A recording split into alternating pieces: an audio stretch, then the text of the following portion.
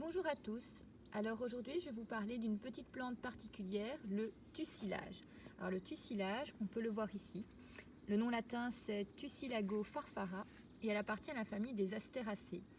Alors les Astéracées, vous en connaissez déjà plein. On peut retrouver par là la pâquerette, le pissenlit, la camomille par exemple. Et toutes ces Astéracées sont caractérisées par une fleur en capitule. Alors là, la fleur, on peut voir un petit peu ce qu'il en reste.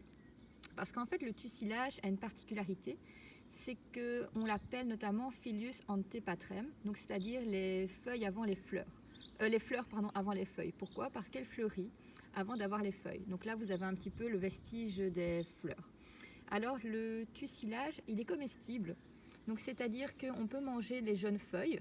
Elles sont très très bonnes hachées finement dans une salade. Et lorsque les feuilles deviennent un peu plus âgées, c'est intéressant de les préparer en beignets.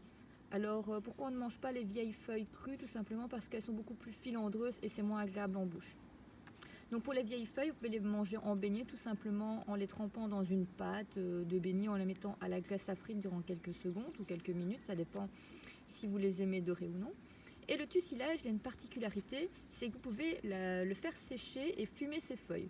Pourquoi pas, n'est-ce pas? Alors regardez un petit peu la forme particulière de la feuille.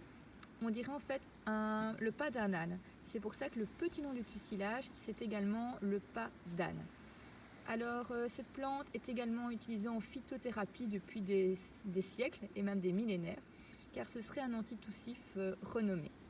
Voilà, je pense que je vous en ai déjà raconté pas mal de cette petite plante. À bientôt!